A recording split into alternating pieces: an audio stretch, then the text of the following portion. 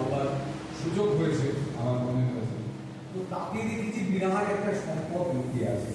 আর তার কথা বলতে গিয়ে চলে আসে নাট্যশাস্ত্রের কথা। আমরা সবাই এই নাট্যশাস্ত্রের কথা কিছুটা জানি, ভরতমুনি করে গেছেন এই লোককে আমরা জানি, কিন্তু তারপর আমার জানা নেই, হয়তো খুব বেশি এটা নিয়ে নেড়ে ঢেকে দেখার সুযোগ আমাদের ততটা হয় না। আজকের সময়ের সাথে তো ততটা সংশ্লিষ্ট নয় নাট্যশাস্ত্র। কিন্তু সত্যি এর মধ্যে কি ছিল, কেমন ছিল, সেগুলো যদি আমরা একটু ফিরে দেখি হয়তো আমার মনে হয় যে একটু অন্যরকম লাগতে পারে।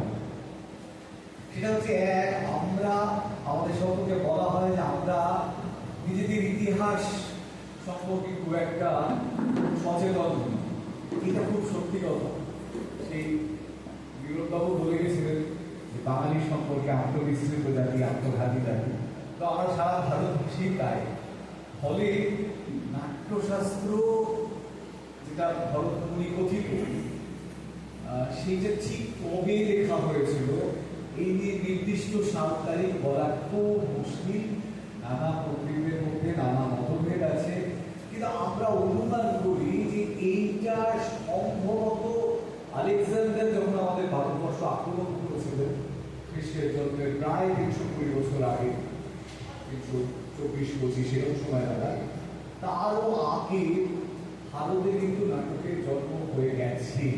যদিও কিছু কিছু পণ্ডিতের কথা মনে করবার চেষ্টা করেন যে আলেকজান্ডার এখানে এসেছিলেন এবং বেশ কিছুদিন ছিলেন, বেশ বছর খানেকের মতো ছিল, বিরাট সৈন্য বাহিনী নিয়ে এসেছিল।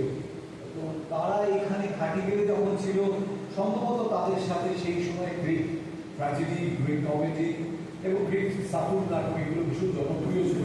তাহলে সেই সমস্ত নাটকের কিছু অভিনয় ওই যে প্রায় বছর দেড়েক মতো ছিল, গ্রিক বাহিনী এখানে ছিল, হওয়া অসম্ভব নয়।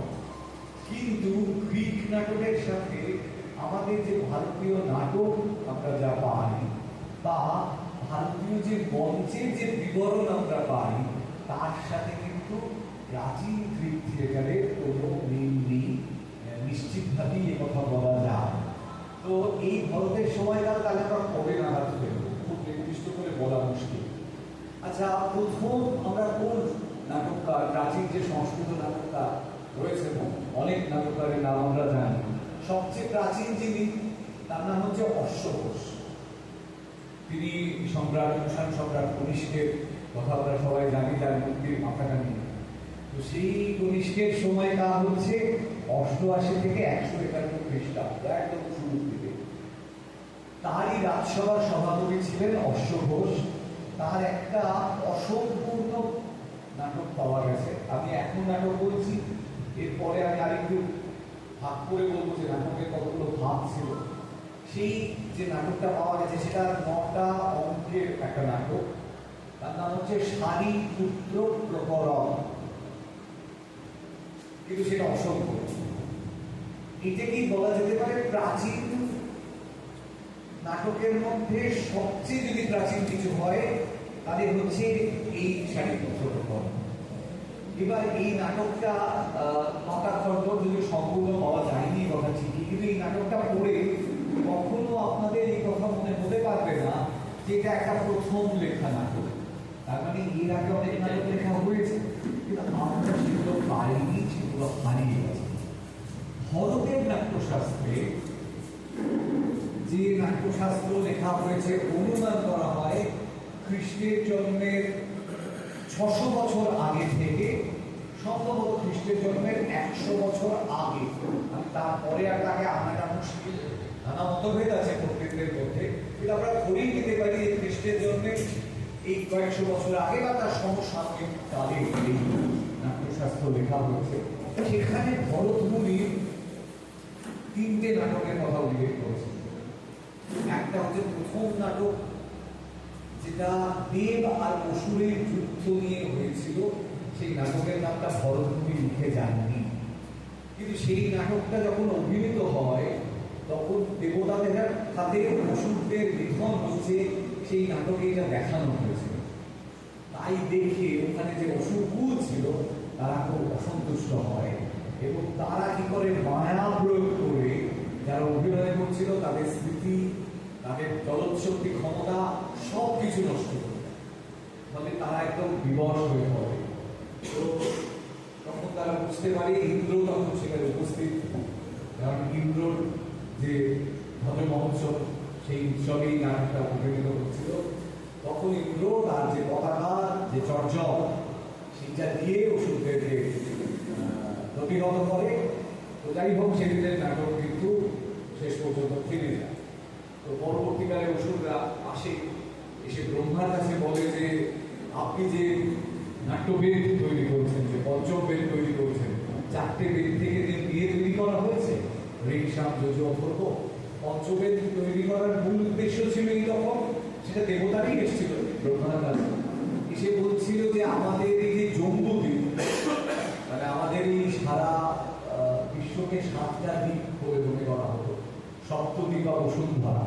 তো তার মধ্যে ভারতবর্ষটা তখন জম্বুদ্বীপের অন্তর্গত ছিল।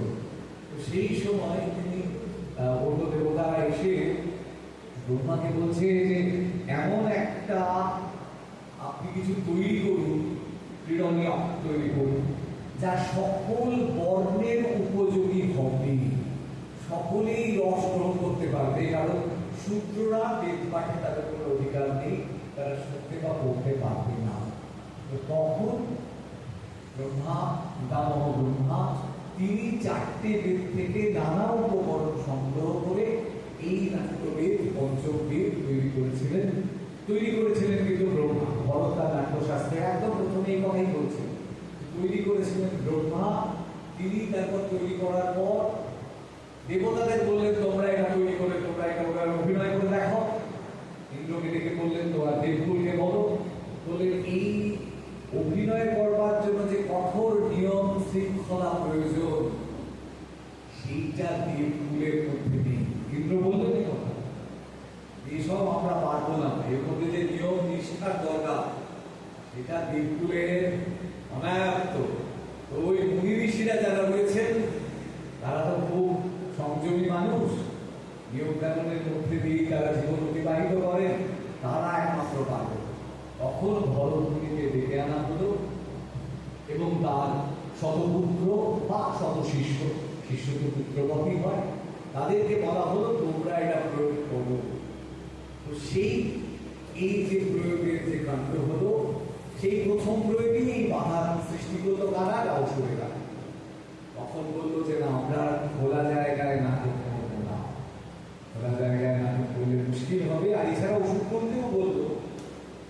পিতামহ ব্রহ্মা ডেকে বললেন যে দেখো, আমরা তোমাদের ছোট করছি না, সমস্ত বর্গের সমস্ত রকমের যে উপাদান, আনন্দের উপাদান, শিক্ষার উপাদান, সব কিছু এই নাটকের মধ্যে থাকবে। ফলে তোমরা এভাবে বিঘ্ন সৃষ্টি করো না। এরপরে বিশ্বকর্মাকে দেখে বললেন যে আমার কিন্তু একটা রঙ্গালয় চাই। বিশ্বকর্মা রঙ্গালয় তৈরি করলেন। পরবর্তীকালে দুটো নাটকের অভিনয়ের বর্ণনা ভরতের নাট্যশাস্ত্রে লেখা আছে, যে দুটো রচয়িতা ব্রহ্মা স্বয়ং।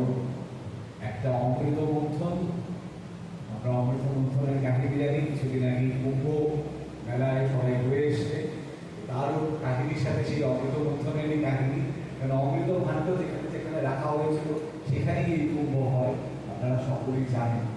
তো সেই অমৃত মন্থন বলে একটি নাটক, আমি এখনো নাটক বলছি, এরপরে আমি বাকি প্রকারে আসবো। আর একটা হচ্ছে ত্রিপুর দাহ। মহাদেব খুবই অসন্তুষ্ট হয়ে ত্রিপুর দাহ করেছিলেন, সেই দুটো রচয়িতা কিন্তু ব্রহ্মা। এই নাটকগুলো হলো। তো এর আগে মঞ্চে অভিনয়ে আগে ওরা কি করেছিলেন, মহাদেবের কাছে দেখাতে গিয়েছিলেন। মহাদেব অনার্য দেবতা, আবিদেব মহাদেব, কিন্তু তার কাছে কিন্তু এই নাটক যখন ভরত মুনি ব্রহ্মার উপদেশে তার কাছে গিয়ে দেখাচ্ছে, দেবতারা সেখানে উপস্থিত, সেই অভিনয়ে কৈলাসে হচ্ছে।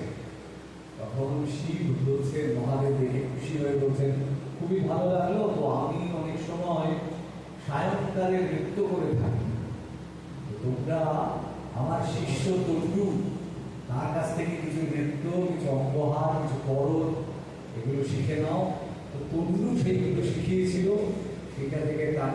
কথাটা এসছে, নৃত্যের একটা ব্যবহার হয়েছে।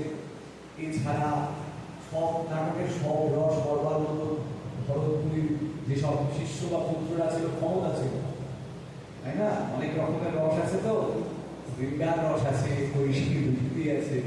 তখন পিতামহ ব্রহ্মা অপ্সরাদের সৃষ্টি করলেন।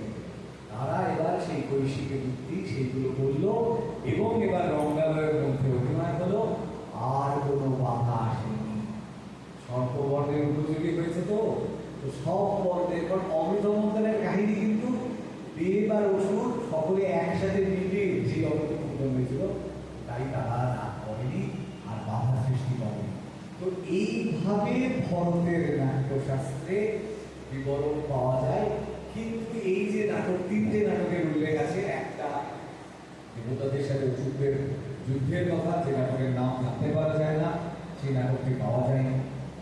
এছাড়া ব্রহ্মার লেখা বলে যে দুটো নাটকের নাম আমরা ভরতের নাট্যশাস্ত্র থেকে পাই, অমৃত মন্থন ও ত্রিপুরদাহ, নাটক দুটো পাওয়া যায়।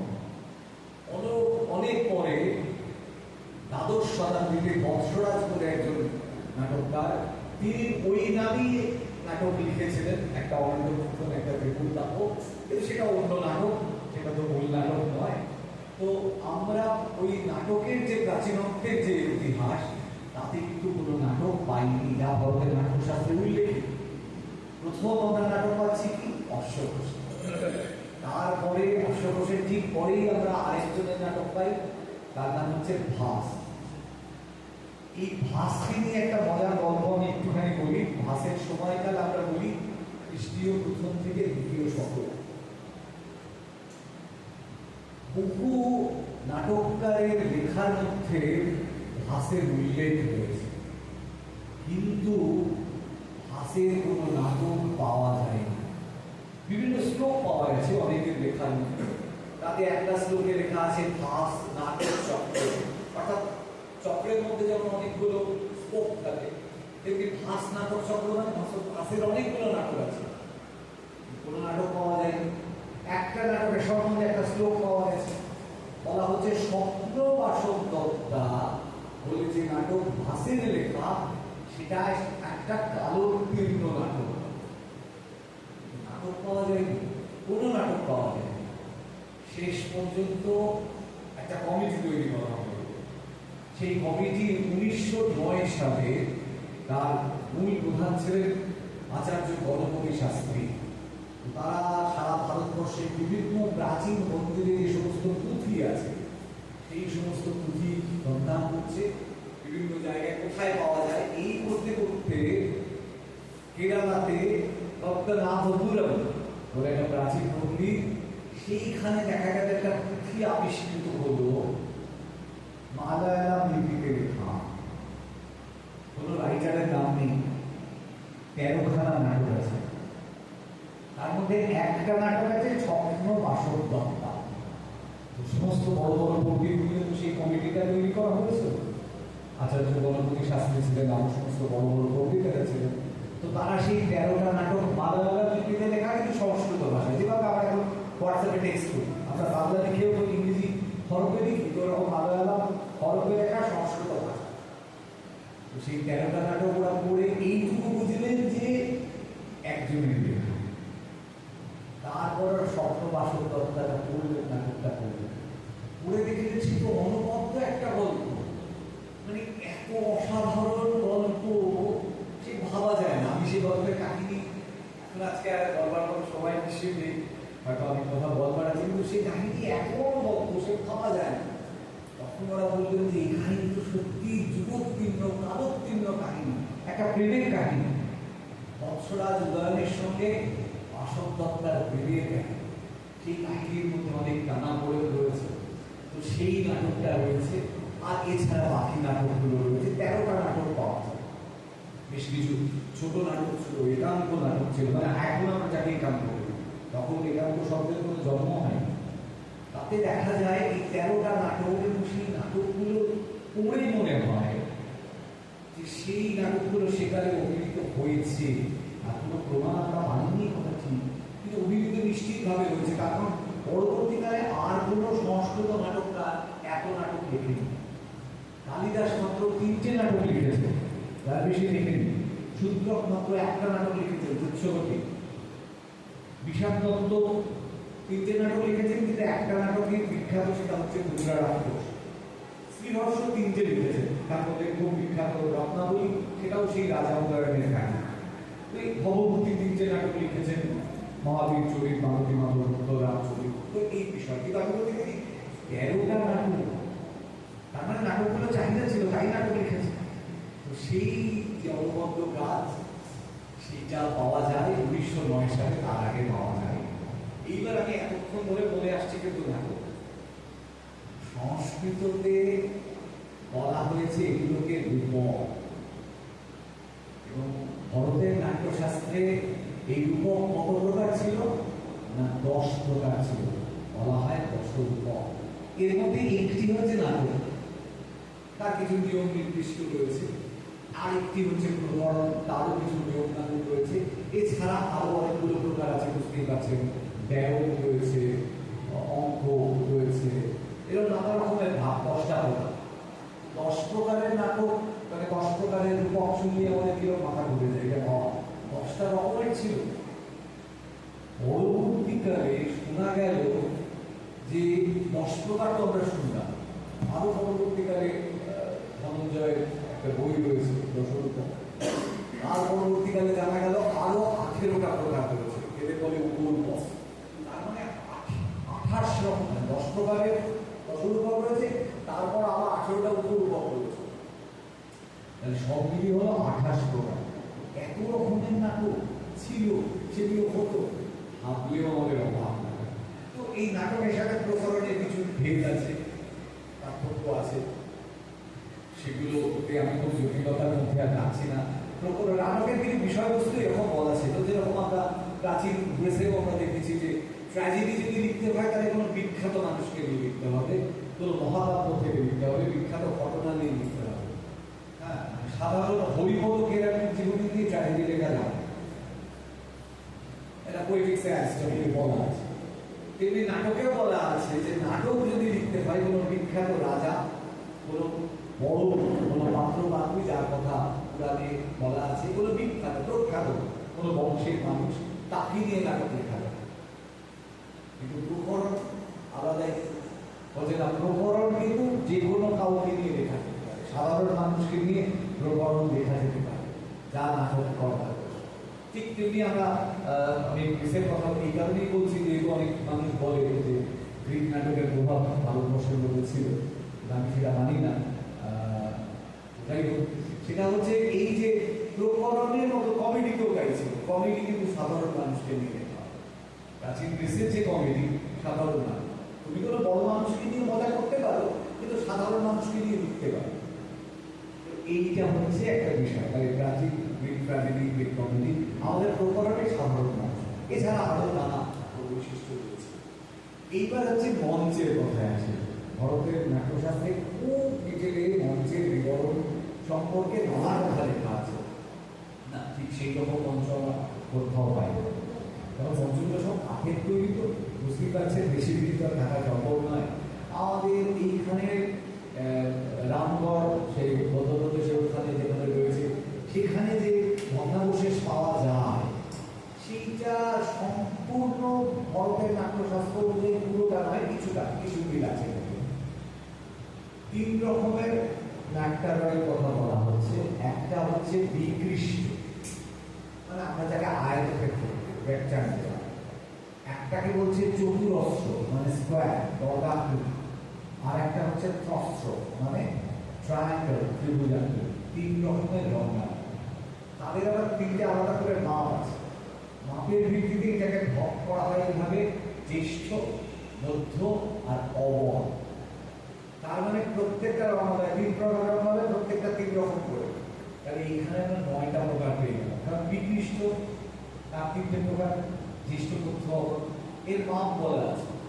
এরকম মাপ, জ্যেষ্ঠ যদি হয় 108 হাত, মধ্য যদি হয় 64 হাত, যদি অবর হয়, অবর কমিয়াস বলে, তাহলে 32 হাত। তো আমরা বর্গাকৃতি যে নাটক, তাতে বুঝতে পারছি চারদিক সবার স্কোয়ারের ক্ষেত্রে যা হয়। তো 4টে হাতি 108 মানে বর্গাকৃতি, অবদৃষ্ট, মধ্য সবই 64, 32 হলে সবই 14 হচ্ছে। ত্রিভুজাকৃতি এরকম মঞ্চ অনেক কখনো দেখিনি বলে, কিন্তু বড়দের নাট্যশাস্ত্রের বিবরণ থেকে মনে হয় অনেক এখানে কিছু নাটক ছিল, সেই জন্য নাটকে একটা দুটো চরিত্র থাকতো, ফলে সেই রকম নাটকের জন্য হয়তো ত্রিভুজাকৃতি প্রস্থ রঙ্গালয়ের ব্যবহার হয়তো হয়েছে, তখন বলা হয়েছে, উল্লেখ করা হয়েছে।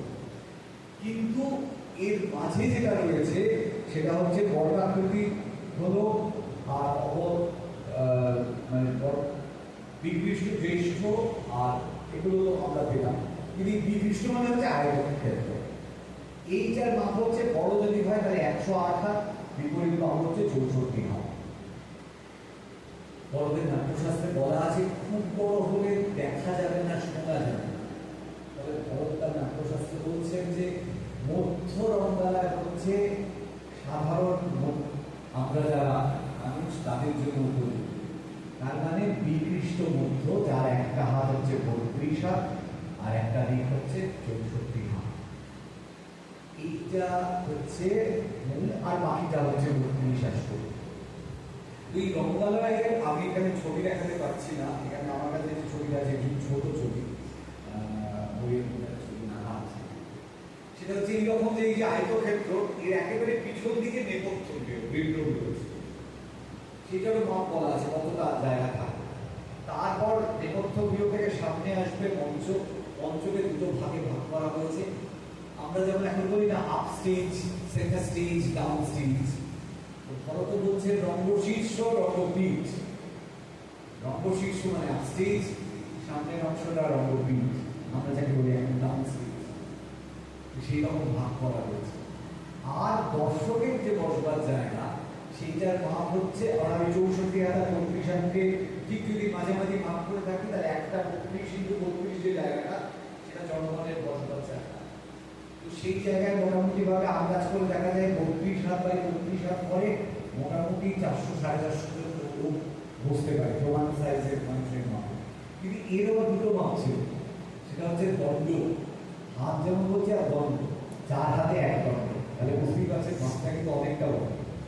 তো এই রকম নানা রকমের যে বিবরণ ভারতের নাট্যশাস্ত্রে মিশে রয়েছে, আর তার সাথে এই নাটকগুলোর মধ্যে এইগুলো সব মিলিয়ে একটা খনি।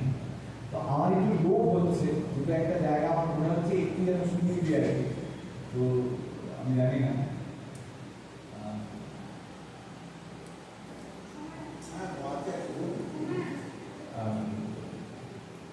তাতে ধরো যখন প্রথম অসুরেরা বাধা দিতে এসছে, তখন তাদের বলেছিল যে আমি সব কিছু থেকে বিভিন্ন কিছু সংগ্রহ করে এই নাট্যশাস্ত্র তৈরি করেছি।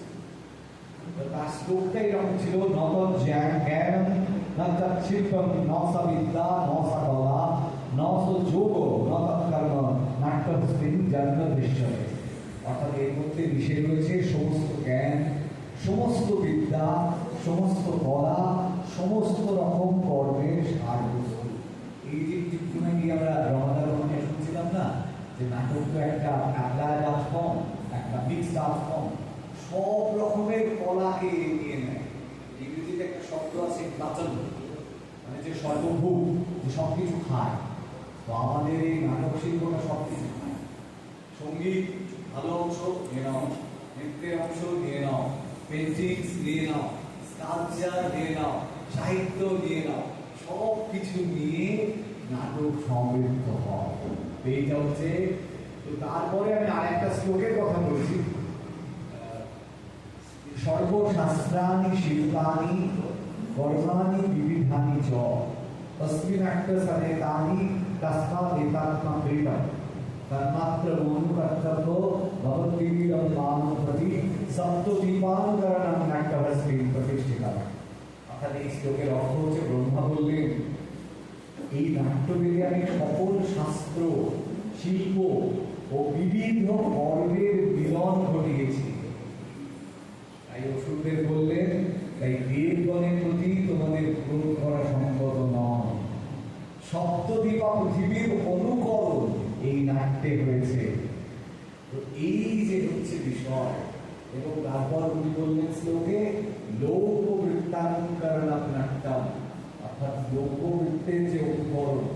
সেইটা নাটক। এবার লোকনৃত্য কি? এই যে একটা মানুষ, তার জন্ম হয়, তারপর শৈশব, তারপর যৌবন, তারপর পার্থক্য এবং শেষে মৃত্যু। এই যে একটা কমপ্লিট সার্কেল, এটাই হচ্ছে লোকনৃত্য। এই লোকনৃত্যের অনুকরণ হচ্ছে নাটক। আমাদের গ্রিসে অ্যারিস্টটলের পোয়েটিক্সেও আমরা দেখতে পাই, সেখানে বলছে মাইমেসিস, অর্থাৎ অনুকরণ, imitation of an action that is serious. অর্থাৎ আবার কিসের অনুকরণ করবো নাটকে? জীবনের অনুকরণ করবো। বড় তো সেই একই কথা বলে গেছেন, লোকবৃত্তান্তর। তো এই বিষয়গুলোর মধ্যে নানা রকমের ভাব চাল আছে, সেগুলো আপনারা সবাই জানেন। প্রত্যেকটা ভাব, তার রস, সে অনেক কিছু বিষয় রয়ে গেছে। আমি জানি না এই এতগুলো বিষয়ে ঈশ্বররা মতন ধৈর্য আছে কিনা। আমরা সবাই জানি ভারতের নাট্যশাস্ত্রের মূল রস আটখানা রয়েছে। একটা হচ্ছে শৃঙ্গার, এটা ভাব, এর রস হচ্ছে রতি। তারপর বলা হচ্ছে হাস্য, স্থায়ী ভাব, তার নাট্য রস হচ্ছে হাস। তারপর করুণ একটা স্থায়ী ভাব, তার নাট্য রস হচ্ছে শোক।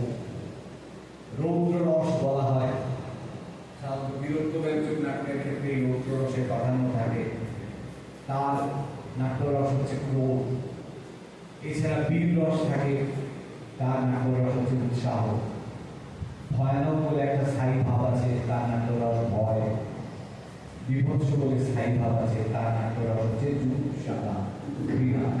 আর এছাড়া আরেকটি অদ্ভুত রস আছে, তার নাট্য রস হচ্ছে বিস্ময়। তো এইরকম অনেকগুলো বিষয় রয়েছে। এছাড়া একটা বিষয় আমি একটু বলে রাখছি, এই স্থায়ী ভাব ছাড়া আরো কতগুলো ভাবের কথা বলা হয়, সাত্ত্বিক ভাবের কথা বলা হয়। আমরা এখানে এইসব বিষয় নিয়ে যারা বুজুর্গ তারা আরো ভালো বলতে পারে। আমরা যারা অভিনয়ের সাথে যুক্ত, আমরা জানি, আমরা এই অনুভব করেছি যে বিশেষ কোনো দিন আমাদের অভিনয়টা যেন সঠিক তারে বাজে, সব দিন হয় না। আমরা তো রিহার্সাল করি, তারপর যখন মঞ্চে গিয়ে অভিনয় করি, সেটা যেন পৌনঃপুনিকতা না হয়, যা করে গেছি তাই বললাম, সেটা না করে অনুভব কি কখনো সত্য হয়? যদি কখনো অনুভব সত্য হয়, তাহলে একটা বিশেষ কিছু তৈরি হবে। এই বিশেষ ভাবের নাম হচ্ছে সাত্ত্বিক ভাব। এটা ভরত তার নাট্যশাস্ত্রে বলে গেছেন, আটখানা বলেছেন। কি আটখানা সাত্ত্বিক ভাব?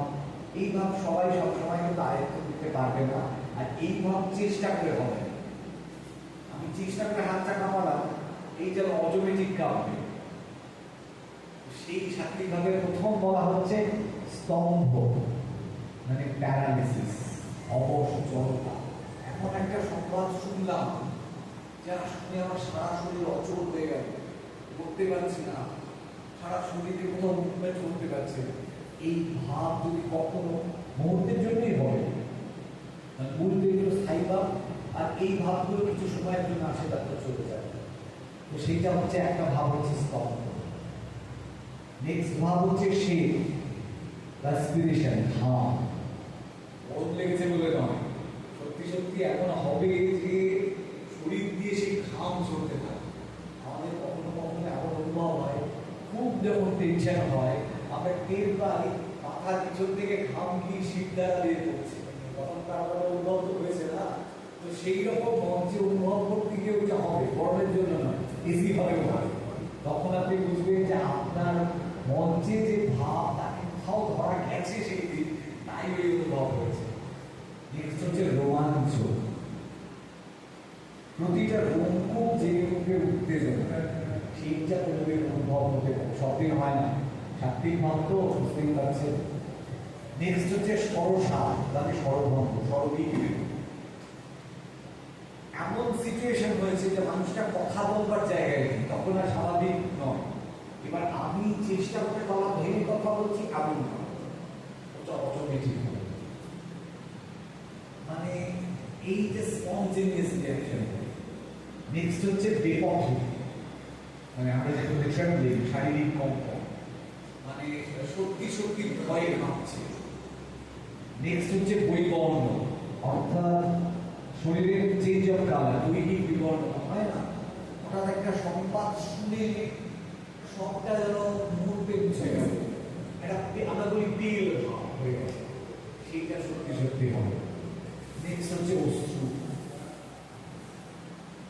সত্যি সত্যি চোখ দিয়ে জল বেরোবে। খুব বড় বড় অনেক অভিনেতা অভিনেত্রী সেটা অনেকটা পারে, কিন্তু তার অনেক টেকনিক আছে, কিন্তু সাত্বিক ভাব কিন্তু টেকনিক নির্ভর নয়। টেকনিক বাদ দিয়ে যদি কখনো সত্যি করতে পারে তারা, আমরাও জানি অশ্রু দাঁড় করবার কিছু টেকনিক কেমন থাকে, আমরা এখানে যারা অভিনয় করেছে সবাই জানে, সেসব কিছু গায়ে রাখতে আপনি আয়ত্ত করলে কিছু করতে পেরে দিতেও পারে। কিন্তু সাত্বিক ভাব হচ্ছে বিশেষ দিনে আপনাকে চেষ্টা করতে হবে না, ওটা স্পন্টেনিয়াসলি হতে থাকবে। আর একটা হচ্ছে প্রলয়, পেন্টিং, অর্থাৎ আপনার চৈতন্য লোকের উৎসাহ জাগিয়ে দেবে। এবং এটা ঠিক যে নাটকের মঞ্চের মধ্যে উৎসাহ মুশকিল হবে বলে, কিন্তু কোনো কোনো দিনে এমন হয়, আমরা এই বর্ণনা পেয়েছি, সেটা হচ্ছে একবার বিনোদিনী একটা চরিত্র অভিনয় করতে করতে ওই অভিনয় চরিত্রটা করে মঞ্চের বাইরে গেছেন এবং কিছু সময়ের জন্য মুছে গেছে, সেই রকম একটা ভাব তার মধ্যে তৈরি হয়েছিল। তো এই যে বিষয়গুলো কথা বলছি, এর মধ্যে একটা নাটকের কথা আমি আলাদা করে একটি বিষয়ের কথা বলবো, সেটা হচ্ছে যে এই যে গ্রিক থিয়েটারের সাথে অনেকে মিলিয়ে দেয় যে না, আমাদের এখানে যে নাটক তার শুরুর ক্ষেত্রে গ্রিকদের কাছ থেকে নেওয়া হয়েছে, যেহেতু আলেকজান্ডার থেকে একটা নাটকের সাথে প্রাচীন গ্রিক নাটকের সামান্য মিল আছে। আমি সামান্য বলবো, আমাদের আসলে সংস্কৃত যে নাটক, যে দশরূপক ছিল, তার নিয়ম ছিল শেষে নায়ক নায়িকার কিন্তু মিলন দেখানো হবে, এটাই সাধারণভাবে নিয়ম। একটা নাটকে এই নিয়মটা মানা হয়নি। সেই নাটকটা হচ্ছে ভাসিরি লেখা একটা ছোট নাটক, তার নাম হচ্ছে উরভঙ্গ। আমরা কাহিনী সবাই জানি, ছোট্ট নাটক, বড় বড় নয়, মনীষ যতক্ষণ বড় বড় নাটক নয়, হ্যাঁ ছোট নাটক, মনীষকে ইলাস্ট্রিসিটির মতো টেনে বড় করতে। সেই নাটকটায় দৈপায়ন তাদের ফিরে মূল মহাভারতের কাহিনী তাই, কিন্তু নাটককারের কিছু স্বাধীনতা থাকে। তো ভাস যখন এই নাটকটা লিখেছিলেন তখন তিনি তার পটভূমি কিন্তু কুরুক্ষেত্রে রেখেছেন, দৈপায়ন নাটককারে নয়। এবং সেইখানে কিন্তু মঞ্চের উপরে দুর্যোধনের শেষ অবস্থা যেটা দেখানো হয়, এবং সেইটা এমনভাবে দেখানো হয় যে নাটকের হিরো হয়ে ওঠেন দুর্যোধন, এবং সেইটা দেখে আমাদের মধ্যে যে ট্র্যাজিক ফিলিং সেটা আসে। এছাড়া ভারতবর্ষে আর কোনো নাটক দেখে আমাদের মধ্যে ট্র্যাজিক ফিলিং আসে না। তো এই নাটক কিন্তু ভারতের নাট্যশাস্ত্রে যে নানা ভাগ আছে, তার মধ্যে দশরূপকের একটা ভাগের মধ্যে এটা দেখানো হয়েছে। তাদের নাটকের মঞ্চের উপর মৃত্যুটা দেখানো নিষেধ ছিল আমাদের এখানে, যে মঞ্চে দেখানো যাবে না, এটা প্রাচীন বিষয় ছিল, মঞ্চে মৃত্যু দেখানো যেত না। মৃতদেহ পরে নিয়ে আসা যেত, কিন্তু মঞ্চে মৃত্যু দেখানো যাবে, মৃত্যুটা হচ্ছে বিবরণ। আমাদের ভারতের নাট্যশাস্ত্রেও নিয়ম ছিল মঞ্চে মৃত্যু দেখানো হবে না, কিন্তু এই উদ্ভঙ্গ নাটকে দেখা গেছে। এই উদ্ভঙ্গ নাটকে যখন আমরা দেখতে পাই ভীম অন্যায় যুদ্ধে দুর্যোধনের উদ্ভঙ্গ করে, গদা যুদ্ধের তো একটা নিয়ম ছিল, আর গদা যুদ্ধে ওদের দুজনই আগে যে গদা শিখেছিলেন সে হচ্ছে বলরাম, কৃষ্ণের মামা। বলরাম সেখানে উপস্থিত সেই কুরুক্ষেত্রের যুদ্ধের সময়, ভাসের নাটকে সেটা দেখিয়েছেন। তো সেখানে নিয়ম ছিল নাভির নিচে আঘাত করা যাবে না, সেটা অন্যায়। কিন্তু কৃষ্ণ ইঙ্গিত করে, এবং সেই ইঙ্গিতে ধরে ভীম পাচ্ছিল না, ভীম হেরে যাচ্ছে দুর্যোধনের কাছে। তো সেই কারণে কৃষ্ণের ইঙ্গিতে, যেহেতু আমরা জানি যে যখন এই ভাষা খেলার যুদ্ধে হেরে যাওয়ার সময় দুর্যোধন দ্রৌপদীকে তার যুদ্ধে বসবার জন্য ইঙ্গিত দেখিয়েছিল, তখন ভীম মন করেছিল যে আমি ওই ভঙ্গ করবো, সেইটা মনে করিয়ে দেয়।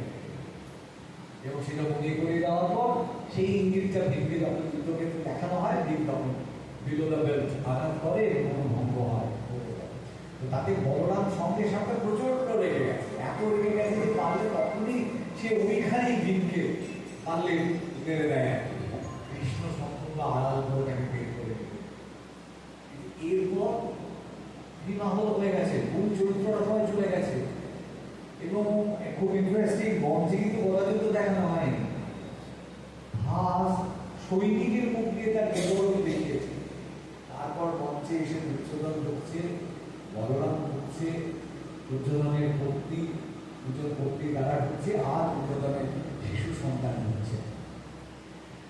দুর্যোধন এখন কি বলছে, আমরা যাকে সারা জীবন দেখে এসেছি সেই বদমাইশ ভিলেন, হ্যাঁ অফিস কুইকের ওইটা পেলে ভালো হতো, তো সেই মানুষটা আর ভিলেন থাকে না। তখন সে তার ছেলেকে বলছে যে তুমি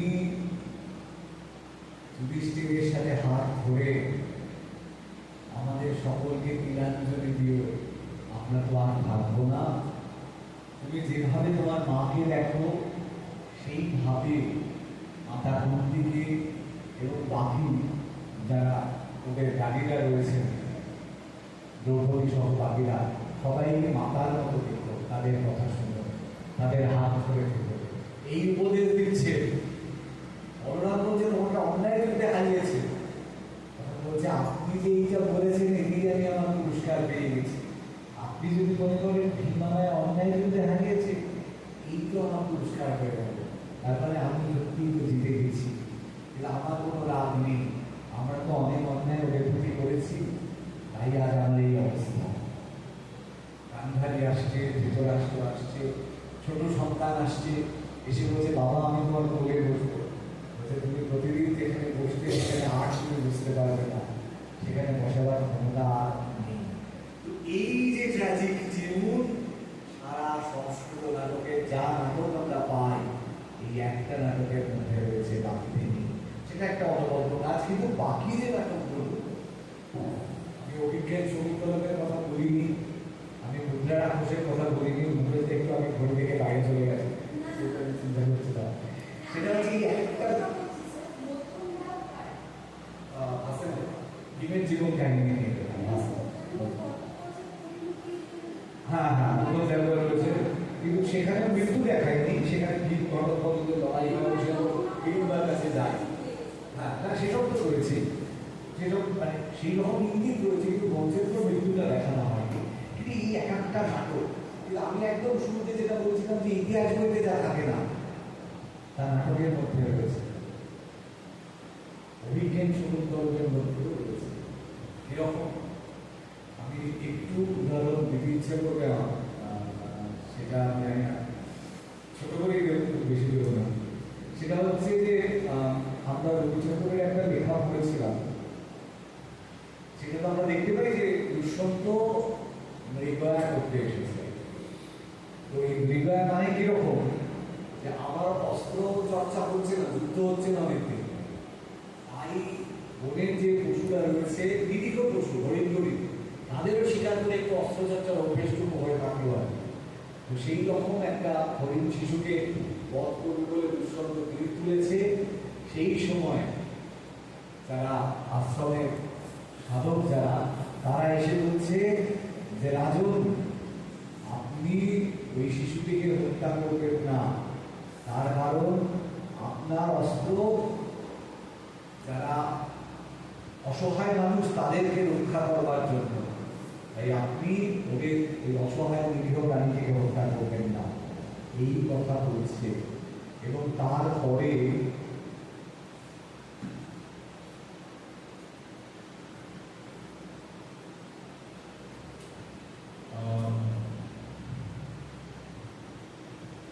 এখানে বলছেন যে সত্যটা যেটা বলছিলেন যে রাজন এমনি মৃগ আশ্রমে একে মারবেন না, তুলোর পাজায় আগুন দেবার মতো মৃগের কোমল দেহে তীর ছুড়বেন না।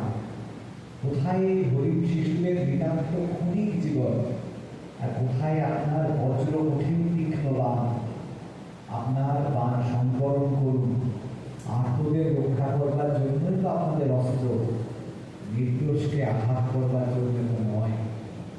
অর্থাৎ কালিদাস সমালোচনা করছেন। আমাদের মনে রাখতে হবে কালিদাস কিন্তু রাজসভার কবি, কিন্তু তিনিও কিন্তু সমালোচনা করছেন স্বয়ং রাজাকে। তারপরে কিরকম সমালোচনা রয়েছে? দুষ্যন্তের পত্নী আছে বাড়িতে, আশ্রমে এসছে, শকুন্তলাকে দেখে মুগ্ধ, এত মুগ্ধতে আর যেতে ইচ্ছে হচ্ছে না রাজপ্রাসাদে। মনে হচ্ছে যে শকুন্তলাকে না পেলে চলবে না। তো তখন তার মনে হচ্ছে বিদূষক মাধব্য তাকে বলছে যে বুঝলে আমি এখানে থেকে যাচ্ছি, রাজপ্রাসাদে তুমি চলে যাও। তো তখন বিদূষকের মুখে কালিদাস সংলাপ দিয়েছেন, খেজুর খেতে খেতে মুখে অরুচি হলে মুখ বদলাবার জন্য যেমন তেঁতুল খেতে স্বাদ হয়, শ্রেষ্ঠ রমণী সম্ভোগের পর আপনার অভিলাষীও তেমনই। অর্থাৎ রানীরা রয়েছেন, আরো সমস্ত বাকি সুন্দরী রমণীরা রয়েছেন, রাজপ্রাসাদে তো শুধু একমাত্র রানী থাকতেন না, তারা রয়েছেন, কিন্তু আপনি একটা আশ্রম করুন না, তাকে ভোগ করবার জন্য এত ব্যস্ত হয়ে রয়েছেন। তো বিদূষক সমালোচনা করছে। তারপর বিদূষক ব্যঙ্গ করে বলছে, কালিদাস লিখছেন রাজসভার কবি, মানে দেখুন রাজাদের যে সব স্বভাব তাকে ব্যঙ্গ করছে যে তাহলে প্রেমেরই পথযাত্রায় কিছু পাথেয় সংগ্রহ করুন, আপনি তো তপবনকে উপভোগ করে তুললেন দেখছি। তখন রাজা দুষ্যন্ত বলছে, না এইসব বলো না, এগুলো না নয়। আসলে মুশকিল হচ্ছে তপস্বীদের মধ্যে বুঝে কেউ কেউ আমাকে চিনে ফেলছে। দুষ্যন্ত যখন আশ্রমে প্রবেশ করেছিল নিজের পরিচয় দেয়নি, বলছে যে বলেছে আমি দুষ্যন্তেরই সৈনিক, আপনাদের রক্ষা করার জন্য এসেছি, নিজের পরিচয় দেয়। কিন্তু বলছে তপস্বীদের মধ্যে কেউ কেউ আমায় চিনে ফেলেছেন, ভেবে দেখো কোন ছুতোয় আমার আশ্রমে প্রবেশ করব। তাকে বলছে বিদূষক মাধব্যকে বলছে, বন্ধু তো। তখন বিদূষক মাধব্য বলছেন, আপনারা রাজা, আপনাদের আবার ছুতো কি? বলবেন যে বিবার ধানের ষষ্ঠাংশ দিন, মানে তখন একটা নিয়ম ছিল, তোমার যা ধান উৎপন্ন হবে তার একটা অংশ রাজাকে দিতে হবে জমির উর্বরতা অনুযায়ী। সেইটা চাইলে চলে যাবেন, আপনাদের কোনো ছুতো লাগে? এইটা হচ্ছে বিষয়। তারপরে আমি আর একটা জায়গা বলছি, যেটা রবি ঠাকুরের লেখার মধ্যেও রয়েছে। আমরা তো দেখতে পাই যে দুষ্যন্ত সাথে যখন অঙ্গুরি বিনিময় হয়, অঙ্গুরি পড়িয়ে দেয়, তারপর চলে যায় এবং ভুলে যায়। সেখানে দুর্বাসার স্বাদের গল্প আমরা সবাই জানি। রবি ঠাকুর তার প্রাচীন সাহিত্য বলে একটা প্রবন্ধের বই রয়েছে, সেখানে লিখছেন শকুন্তলা নাটক সম্পর্কে যে পঞ্চম অঙ্কের প্রারম্ভে রাজার চপল প্রণয়ের এই যে পরিচয় বিরামক নহে, ইহাকে কবি বিপুল কৌশলে জানাইয়াছে দুর্বাসার সাপ যাহা ঘটাইয়াছে, স্বভাবের মধ্যে তাহার বীজ ছিল, কাব্যের খাতিরে যাহাকে আকস্মিক করিয়া দেখানো হইয়াছে তাহা প্রাকৃত। রাজারা যে এমন কাণ্ড করে থাকে তার সমালোচনাও কিন্তু করছেন। তো আমি এইটা শকুন্তলার ক্ষেত্রে বললাম। আমি শকুন্তলাতে এরকম অনেকগুলো উদাহরণ রয়েছে, সেই পুরোটা আমি আর বলছি না। আমি আর একটা জায়গা মানে বলবার চেষ্টা করছি, যেটা বোঝা যাবে। যেমন একটা নাটকের কথা আমরা জানি, বিশ্বকোটিক নাটকের কথা। সেই নাটকের মধ্যে একটা পালা বদলের ইঙ্গিত দেখা আছে, যে রাজা, সেই রাজা অন্যায় এবং নানা রকমের তার রাজশাসক একটা বড় পদ দখল করে বসে আছে, এবং সেই অবস্থার মধ্যে দিয়ে সমাজে একটা বিপ্লব ঘটে। সেই বিপ্লবের ছবি আমরা বিশ্বকোটিক নাটকের মধ্যে দিয়ে দেখতে পাই। কোনো অলৌকিক ঘটনা বিশ্বকোটিক নাটকের মধ্যে নেই, মানে একটা সমাজ বিপ্লবের চিত্র দেখা যায়। এবং দেখা যায় যে পরবর্তীকালে যে অত্যাচারী যে রাজা পাবক, তাকে সরিয়ে গোপুত্র মানে গদাপুত্র আর্যক রাজা হয়। তো এইরকম একটা পালাবদলের যে চিহ্ন সময়, সেটাও কিন্তু বিশ্বকোটিক নাটকের মধ্যে দেখতে পাওয়া যায়। সেখানে একটা খুব মজার জায়গা আমি একটুখানি বলছি। ওখানে দেখা যায় যে সকাল বলে একটা চরিত্র ছিল, রাজশ্যালক, সেই অন্যায় করত, সেই বসন্ত সেনাকে নানাভাবে নিগৃহীত করত। কিন্তু বসন্ত সেনাকে একবার আক্রমণ করতে গেছে, বসন্ত সেনা অজ্ঞান করে গেছে, শ্যালক ভেবেছে মারা গেছে। শ্যালক ভেবেছে আমি খুন করছি, কিন্তু খুনটার দায় তো আমি নেবো না, আমি বলে দেবো যে চারুদত্ত ফোন করছে, বিচারালয়ে গেছে, বিচারালয়ের যে বিচারক সে বলেছে বাবা আদালত খুলতেই দেখি রাজসাধক বিচার প্রার্থী, দিনটা মনে হচ্ছে ভালো যাবে না, ওকে বলে দাও আজকে শোনা হবে। সেই লোক গিয়ে বলেছে আপনারটা আজকে শোনা হবে না। তখন বলছে কি আমারটা শোনা হবে না? তখন সংলাপেটা লিখছে, আমি বাংলায় বলছি কি আমার নানির শোনা হবে না? যদি শোনা না হয় তাহলে আমি আমার ভগ্নিপতি রাজা পালককে জানিয়ে দেব এবং ভগ্নিকে ও মাকে বলে এই বিচারককে তাড়িয়ে তার জায়গায় অন্য বিচারককে বসাবো। যাও বলে এসো। সেই যে লোক জারদালি সেই বিচারককে বলেছে যে দেখুন উনি কিন্তু এই কথা বলছেন। বিচারক তখন বলছে ভয়ে ভয়ে যে এই মুখের পক্ষে সম্ভব, যা গিয়ে বলুন আপনার নারী শোনা হয়। তারপর শূদ্র মজার কথা, শূদ্র পৃথিবীর তো রাজা ছিলেন কিন্তু তখন সেই সকাল যখন বিচারালয় ঘুরছে তখন ঢোকবার সময় তার মুখে সংলাপটা এইরকম। প্রথমে তারা বললেন আমার নালিশটা শুনবেন না, এখন বলছেন শুনবে। বোঝাই যাচ্ছে বিচারকের ভয় পেয়েছে।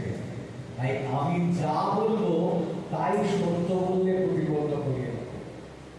এই যে ঘটনাগুলো হয়, অর্থাৎ পাওয়ার পলিটিক্সের কথা আমরা সবাই জানি, যে যার হাতে পাওয়ার আছে সে বিচারককে যে কিভাবে কিনে নেয় তার উদাহরণ কিন্তু আমরা প্রতিদিন দেখতে পাই। সে সুপ্রিম কোর্ট থেকে হাইকোর্ট সব জায়গায় দেখতে পাই। আমরা ভাবি তাই আমরা আশ্বাস করতে আমাদের ইচ্ছা হয় যে ওইটা নিরপেক্ষ, কিন্তু নিরপেক্ষ নয়, সেদিনও ছিল না। আজ আমি বলছি এই যে সংস্কৃত নাটকের মধ্যে সময় এত স্পষ্ট ভাবে চলে আসে যে এগুলো একটা খুনি। তো এই প্রাচীন সংস্কৃত নাটকের রস উপভোগ থেকে আমাদের নাট্যশাস্ত্র একটু জানতে হয়। এই নাট্যশাস্ত্রটা খুব ছোট জিনিস নয়, 36টা অধ্যায় আছে আর 6000 শ্লোক আছে। এই 6000 শ্লোকে উনি ডিটেলসে সমস্ত কিছু বলেছে। মানে অভিনয় করতে গেলে কিভাবে করতে হবে, মঞ্চ কেমন হবে, মঞ্চের ভূমি কেমন ভাবে প্রস্তুত করতে হবে, দেবতাদের আরাধনা কি করে করতে হবে, নাম দিয়ে কি করে করতে হবে, অনেক কি। তার বেশিরভাগই আলাদা হয়তো প্রয়োজনীয় নয়। তিনি চোখের নানা ব্যায়াম দেখিয়েছেন। এখন আমাদের এখানে সেই সব ভূমিকা নেই, কিন্তু এই প্রত্যেকটা মানে আছে। কিছু মুদ্রার ব্যবহার আমাদের প্রাচীন যে নৃত্যগুলো রয়েছে, শাস্ত্রীয় নৃত্যে রয়েছে, নানা হাতের যে নানা এগুলো ব্যবহার হয়, কিন্তু এই সব কিন্তু ভারতের নাট্যশাস্ত্রে ডিটেলে বলা আছে। যাই হোক, এটা অন্য কথা, কিন্তু মূল লক্ষ্যের কথা কি? লক্ষ্য হচ্ছে মানুষকে একই সাথে আনন্দ দেবে, শিক্ষা। সংস্কৃত নাটকের পক্ষ দিয়ে বা নাট্যশাস্ত্রের পক্ষ দিয়ে ভরত সেই কথা বলে গেছেন এবং এটা যেন মানুষকে কোথাও আরেকটু উন্নত মানুষ হতে সাহায্য করে। তো আমরা তো জানি শিল্পের একটা সেই ভূমিকাই থাকে।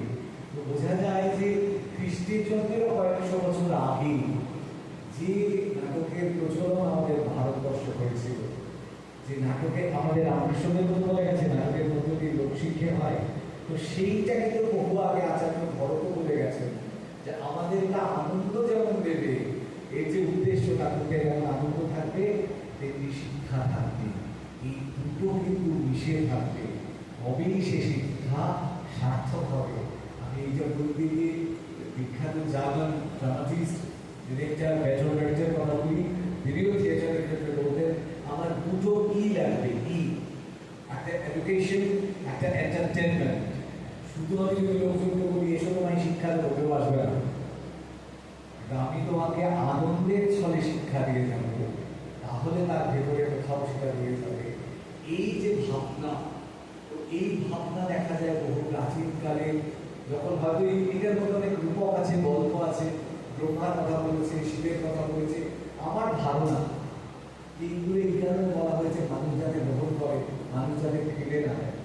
আমাদের মনে হতে পারে অলৌকিক ব্রহ্মার 4টে মাথা, সেই কোন মুখ দিয়ে বলছি করছি, সব ভাবতে পারি আমরা, কিন্তু মনে হয় আসলে এই কথাগুলো বলা হয়েছিল যাতে মানুষ ভক্তিতে গ্রহণ করে, গ্রহণ করলে স্বাদ পাবে, স্বাদ পেলে বুঝতে পারবে, তখন ওরা মাথায় করে। কিন্তু শুরুতে তো একটু ভাবি দেখি গ্রহণ করতে হয়, তো ওই জন্যই বোধ হয় এই জাতীয় উপকার্যে এগুলো ব্যবহার করা হয়েছিল, তাই হয়তো দেবতাদের কথা ভরতমুনি বলে গেছে। কিন্তু আমরা যারা অভিনয়ের সাথে যুক্ত, আমরা তো সেই ভরতমুনি উত্তর পুরুষ, আমাদের ঘাড়ে একটা দায়িত্ব রয়েছে, এবং সেই দায়িত্ব আমরা যতদিন রয়েছি নাট্যচর্চায় প্রতি রয়েছে, সেই দায়িত্ব আমরা পালন করবো। তবে এই কাজের মধ্য দিয়ে আমাদের যারা গুরু, আমার গুরু এখানে তার ছবি রয়েছে, রমপ্রসাদ প্রতি, তাকেও শ্রদ্ধা জানাই, এবং আমাদের যারা আদি গুরু, এই ভরত থেকে শুরু করে সমস্ত নামনা যারা মনে ঋষিগণ, যারা প্রথম মঠ ছিলেন, প্রথম নাটকের সূত্রপাত করেছেন, তাদের সকলকে প্রণাম জানাই, কারণ তারা ছিলেন বলে আজ আমরা আছি। এই হচ্ছে